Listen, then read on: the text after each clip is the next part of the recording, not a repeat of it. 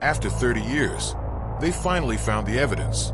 Just one strand of hair, and it proved something investigators had feared all along. But what it revealed next was even more disturbing. A small baseball field. Late at night, kids chasing fireflies in the dark. It felt safe, normal, until one moment quietly turned into a nightmare. A 6-year-old girl walks away from the bleachers. Just for a minute, she reaches her mother's car, brushes sand off her shoes, and then she's gone. No scream, no struggle, no warning, just gone. At first, no one realized what had happened, but then the details started to feel wrong. 2 children told police about a man nearby. They didn't know his name, but they remembered how he made them feel. Uncomfortable, watching, waiting, and behind him, a red pickup truck, parked in the shadows, engine off, like it had been sitting there for a reason. At first, investigators thought it might be nothing, but something didn't feel right. Detectives began pulling apart every second of that night, every witness, every movement, every detail, and one thing kept coming back.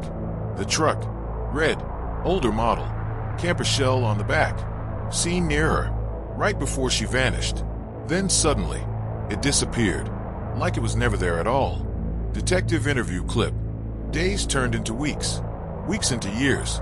No body, no ransom, no answers, just a growing fear that someone had taken her and knew exactly what they were doing. Then something terrifying happened.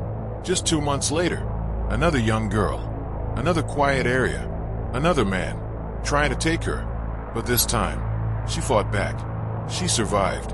And what she told police changed everything. Same type of man, same behavior, and most chilling of all, a red truck. That's when investigators focused on one man.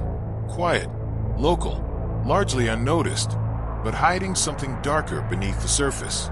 He owned a truck, red, with a camper shell, exactly like the one described. And it didn't stop there. Fibers inside his truck matched the missing girl's clothing.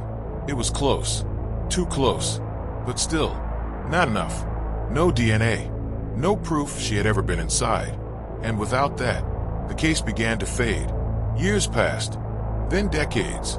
The suspect died, and with him, the truth, or so it seemed. Nearly 30 years later, investigators tried one last time. They found the truck, the exact one, still out there, silent, forgotten, like it had been waiting. And inside, they found it, a single strand of blonde hair. It didn't look like much. No root, damaged, almost useless. The FBI had tried before, and failed, but this time, something was different. Forensic lab footage, new technology, more advanced, more precise. Scientists rebuilt the DNA, piece by piece, fragment by fragment, until finally, they had a profile. They compared it to the family, and what came back changed everything. The results strongly indicated she had been inside that truck. This wasn't a theory anymore. This wasn't a guess. This was the moment the case stopped being a mystery and became something far more real. For nearly 3 decades, investigators had been chasing possibilities. Now, they had the truth. She was taken, and she was in that vehicle. But that answer created something worse, because if she was in that truck, then what happened next? Search teams returned. Old locations were reopened. New areas were investigated. Every mile the suspect had driven was re-examined. But there was one problem. The only person who knew the full story was already dead. And then investigators noticed something else. Another case. Another disappearance. Close by. Less than a year earlier. Similar circumstances. A pattern that felt too close to ignore. But no definitive proof. Not yet. Today, we finally know what happened that night. We know she was taken. We know where she was. But we still don't know where she is now.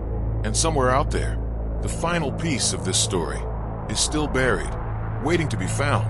For more real crime stories and disturbing investigations, subscribe to Arcane Echo True Crime. Because some truths don't stay hidden forever.